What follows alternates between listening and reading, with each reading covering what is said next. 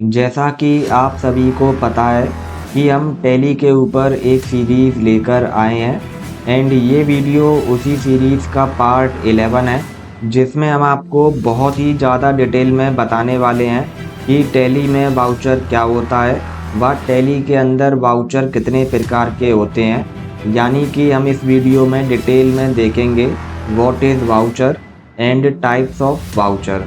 And ये video बहुत ही ज़्यादा इम्पोर्टेंट होने वाला है एंड आपको इस वीडियो को पूरा देखना है। यदि वीडियो आपको पसंद आए तो आपको इस वीडियो को लाइक करना है व अपने दोस्तों के साथ शेयर करना है, और यदि आप इस चैनल पर नए हैं तो चैनल को आपको सब्सक्राइब भी कर लेना है।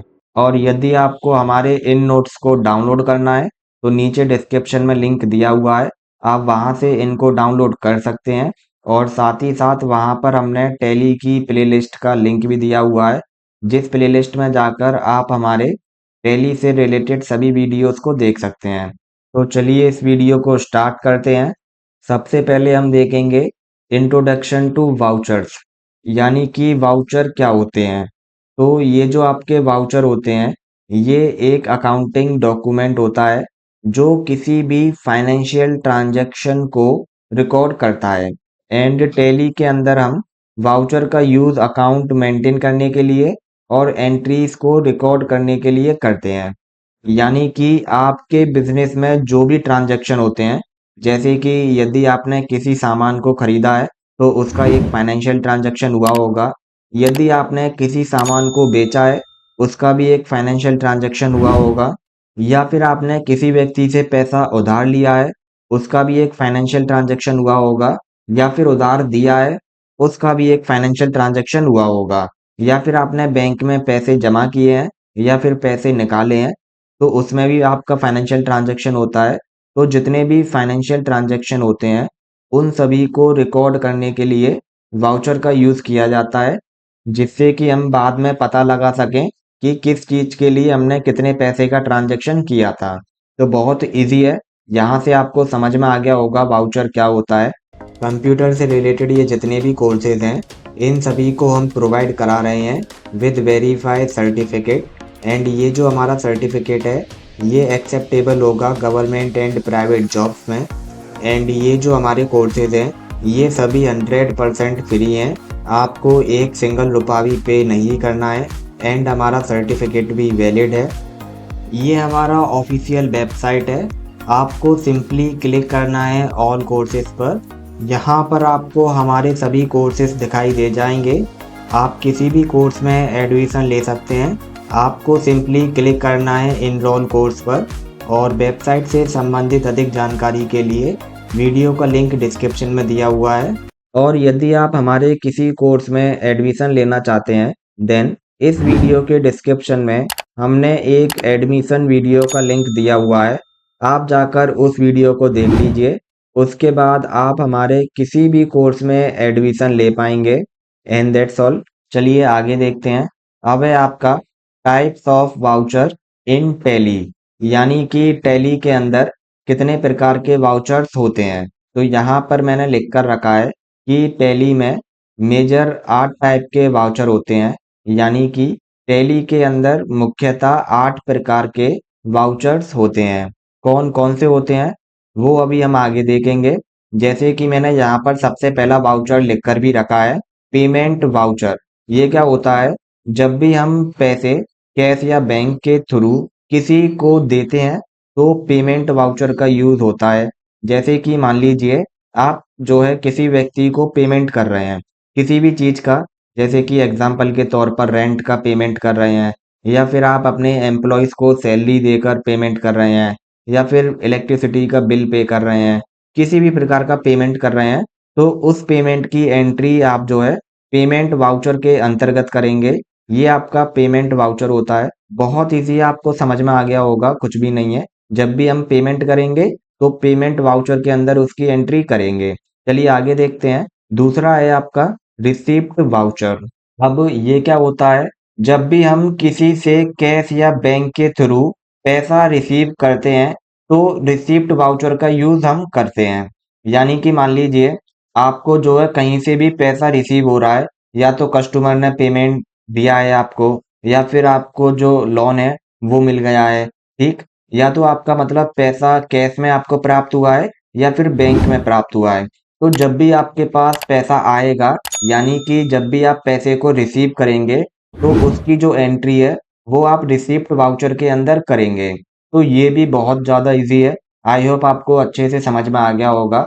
जब भी हम पेमेंट करते हैं, तो पेमेंट वाउचर के अंदर एंट्री करते हैं। जब भी हम पैसे को रिसीव करते हैं, तो रिसीप्ट वाउचर के अंदर एंट्री करते हैं। कुछ भी नहीं है, बहुत ईज़ी है। इसके बाद अगला वाउचर है आपका कॉन्ट्रा वाउचर। अब ये क्या होता है, जब कैश और बैंक के बीच में ट्रांजैक्शन होता है, तो कॉन्ट्रा वाउचर का यूज़ होता है। जैसे कि मान लीजिए एग्जाम्पल के तौर पर हमने यहाँ पर लिखा भी है, एटीएम से पैसे निकालना। इससे क्या हुआ है, कैश और बैंक के बीच में ट्रांजैक्शन हुआ है, यानी कि पैसा हमारे पास आया है और बैंक से निकला है। तो ये हमारा किस वाउचर में एंट्री होगी, इसकी एंट्री होगी कॉन्ट्रा वाउचर में। इसी तरह जब हम कैश को बैंक में डिपॉजिट करते हैं, तब भी हमारा कैश और बैंक के बीच में ट्रांजैक्शन होता है। तो ये वाली जो एंट्री होगी कैश को बैंक में डिपॉजिट करने की, ये भी आपकी कॉन्ट्रा वाउचर के अंतर्गत ही होगी। यानी कि बहुत ईज़ी है ये भी। जब भी आप बैंक के साथ कोई ट्रांजैक्शन करें अपने पैसे का, तो उसकी एंट्री आपको जो है कॉन्ट्रा वाउचर के अंतर्गत करनी है। आई होप ये भी आपको अच्छे से समझ में आ ही गया होगा। चलिए आगे देखते हैं। फिर है आपका जनरल वाउचर। जनरल वाउचर क्या होता है? ये एडजस्टमेंट और नॉन कैश एंट्रीज के लिए यूज होता है। जैसे कि मैं आपको और ज़्यादा डिटेल में बता देता हूँ। जनरल वाउचर में उन एंट्रीज को किया जाता है जो कि किसी दूसरे वाउचर में नहीं हो पाती हैं। इसके अलावा आप जनरल वाउचर में सेल्स की, परचेज की, पेमेंट की, रिसीप्ट की, कॉन्ट्रा वाउचर की एंट्रीज को भी जनरल वाउचर में कर सकते हैं। यानी कि इस वाउचर के अंदर, जनरल वाउचर के अंदर आप सभी वाउचर की एंट्रीज को कर सकते हैं, चाहे वो सेल्स वाउचर हो, परचेस वाउचर हो या फिर पेमेंट या फिर अन्य कोई और वाउचर हो। बट यहाँ पर मैं आपको सजेस्ट करना चाहूँगा, यदि आपने कुछ सामान सेल किया है, तो उसकी एंट्री आपको सेल्स वाउचर में ही करनी चाहिए, ना कि जनरल वाउचर में। यदि कुछ परचेज किया है, तो उसकी परचेस वाउचर में ही।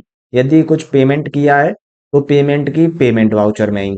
हालांकि आप इसमें भी कर सकते हैं, बट पेमेंट के लिए, सेल्स के लिए, यानी कि जिन चीज़ों के लिए हमारे पास अलग से सेपरेट वाउचर है, तो हमको उन्हीं में उनकी एंट्रीज करनी चाहिए। और वहीं अगर कोई ऐसी एंट्री आ जाती है जिसके लिए हमारे पास अलग से सेपरेट वाउचर नहीं है, देन आप उस एंट्री को इस वाउचर के अंतर्गत कर सकते हैं। जैसे कि मान लीजिए आपने जो है किसी कंपनी को चेक दिया एंड चेक जो है बाउंस हो गया। अब चेक बाउंस होने पर जो चार्ज लगा है, 100 रुपये, 200 रुपये, वो भी आपने पे किया है।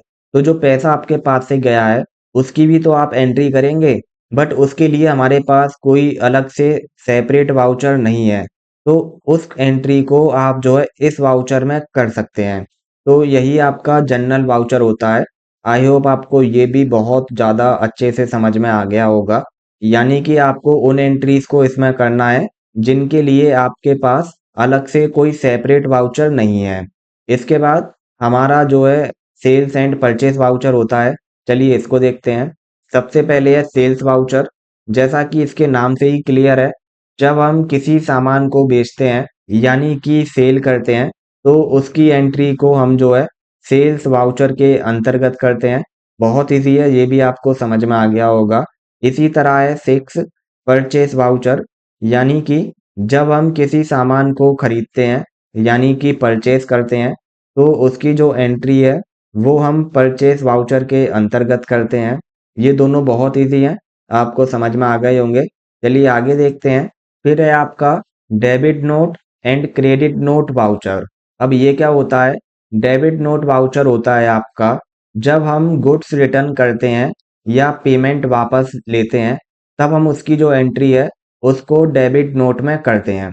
यानी कि जब हमारे द्वारा खरीदा गया माल या सेवा हम किसी वजह से वापस कर देते हैं, तो उसकी एंट्री हम जो है डेबिट नोट वाउचर के अंतर्गत करते हैं। जैसे कि मान लीजिए हमने किसी कंपनी से या फिर किसी होलसेलर से कुछ सामान खरीदा। अब वो जो सामान है वो हमको पसंद नहीं आया, या फिर वो उसने हमको खराब दे दिया है, या फिर हमको नहीं चाहिए था, वो हमने गलती से खरीद लिया है। अब हम क्या कर रहे हैं, उस सामान को हम जो है वापस कर रहे हैं, यानी कि उस सामान को हम जो है रिटर्न कर रहे हैं। तो जब हम किसी सामान को रिटर्न करते हैं और अपना पेमेंट वापस लेते हैं, तो उसकी जो एंट्री है, जो पेमेंट हमारे पास वापस आ रहा है, उसको हम जो है डेबिट नोट के अंतर्गत करते हैं। ये भी बहुत ईज़ी है, आपको समझ में आ गया होगा। अब डेबिट नोट का जो अपोज़िट होता है, वो आपका क्रेडिट नोट होता है। जैसे कि मान लीजिए, जब हम किसी कस्टमर को रिफंड देते हैं या गुड्स रिटर्न एक्सेप्ट करते हैं, तब हम उसकी एंट्री क्रेडिट नोट में करते हैं। यानी कि मान लीजिए, आपने किसी कस्टमर को सामान बेचा, अब वो जो सामान है, उसको पसंद नहीं आया, या फिर वो सामान खराब है, या फिर कुछ भी रीज़न हो सकता है एक्स, वाई, ज़ेड। अब जो सामान हमने बेचा था, उस सामान को कस्टमर वापस लेकर आया है और हमसे कह रहा है कि आप इस सामान को अपने पास रखो और मुझको मेरा पैसा दे दो। तो यहाँ पर हम जो पेमेंट करेंगे, जो उसका पैसा रिटर्न करेंगे, उसकी जो एंट्री है वो हम क्रेडिट नोट में करेंगे। तो ये दोनों ही बहुत ईज़ी है, आपको समझ में आ गया होगा। और मैं आपको जो है दोबारा से बता देता हूँ, जब हम सामान को रिटर्न करते हैं, यानी कि जब हमने जो सामान खरीदा है, उस सामान को हम दुकानदार को वापस देते हैं, यानी कि होलसेलर को, और अपना पेमेंट वापस लेते हैं, तो उसकी एंट्री हम डेबिट नोट में करते हैं। यदि हमने जो सामान कस्टमर को बेचा है और कस्टमर अपना सामान हमको रिटर्न करता है, तब हम उसकी एंट्री जो है क्रेडिट नोट में करते हैं। तो ये दोनों बहुत ही ज़्यादा ईज़ी है। आई होप आपको समझ में आ गया होगा। और अब मैं आपको एक कंक्लूज़न दे देता हूँ कि टैली में जो 8 प्रमुख वाउचर होते हैं, उन 8 को ही हमने आपको बहुत अच्छे से बता दिया है। एंड इन वाउचर्स की मदद से आप जो है अकाउंटिंग ट्रांज़ैक्शंस को सिस्टमैटिक तरीके से रिकॉर्ड कर सकते हैं, और इनको सही तरीके से यूज़ करना एक अच्छे अकाउंटेंट की पहचान होती है।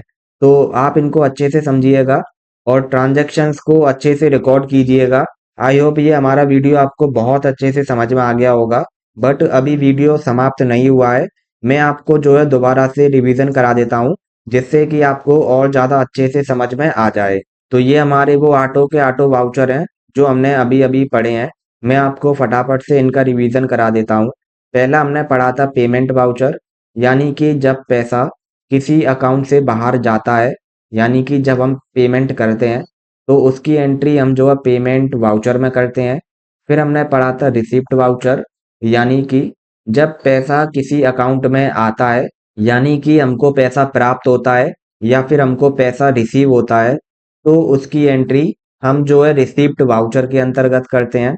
फिर हमने पढ़ा था कॉन्ट्रा वाउचर, यानी कि जब एक अकाउंट से दूसरे अकाउंट में हम पैसे को ट्रांसफ़र करते हैं, यानी कि कैश टू बैंक या बैंक टू कैश, तो उसकी जो एंट्री है, उसको हम जो है कॉन्ट्रा वाउचर में करते हैं। फिर हमने पढ़ा था जनरल वाउचर, यानी कि एडजस्टमेंट एंट्री के लिए यूज़ होता है, यानी कि उन एंट्रीज़ को हम इसमें कर सकते हैं, जिनके लिए हमारे पास अलग से सेपरेट वाउचर नहीं है। फिर था हमारा सेल्स वाउचर, इसका हम जब यूज़ करते हैं, जब कोई सामान बेचा जाता है, यानी कि सेल किया जाता है, तो उसकी एंट्री हम जो है सेल्स वाउचर में करते हैं। फिर हमने पढ़ा था परचेज़ वाउचर, यानी कि जब हम किसी सामान को खरीदते हैं, यानी कि परचेज़ करते हैं, तो उसकी एंट्री हम जो है परचेज़ वाउचर के अंतर्गत करते हैं। फिर हमने पढ़ा था डेबिट नोट वाउचर, यानी कि जब गुड्स रिटर्न किए जाते हैं या पैसा वापस लेना हो, तब हम जो है उसकी एंट्री डेबिट नोट के अंतर्गत करते हैं।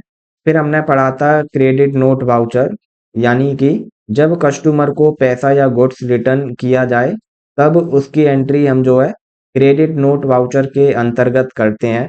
एंड यही हमारा आज का वीडियो था। आई होप ये सभी वाउचर्स आपको बहुत अच्छे से समझ में आ गए होंगे। यदि सच में समझ में आ गए हैं, तो प्लीज़ इस वीडियो को लाइक कर दीजिए, अपने दोस्तों के साथ शेयर कर दीजिए, और यदि आप इस चैनल पर नए हैं, तो चैनल को सब्सक्राइब कर दीजिए। और यदि आपको इन नोट्स को डाउनलोड करना है, तो डिस्क्रिप्शन में इनका लिंक है। आप चाहें तो वेबसाइट से भी डाउनलोड कर सकते हैं, या फिर हमने इन नोट्स को टेलीग्राम पर भी अपलोड कर दिया है, आप वहाँ से भी डाउनलोड कर सकते हैं। And that's all. हमारे साथ यहाँ तक बने रहने के लिए आपका धन्यवाद। Thanks for watching.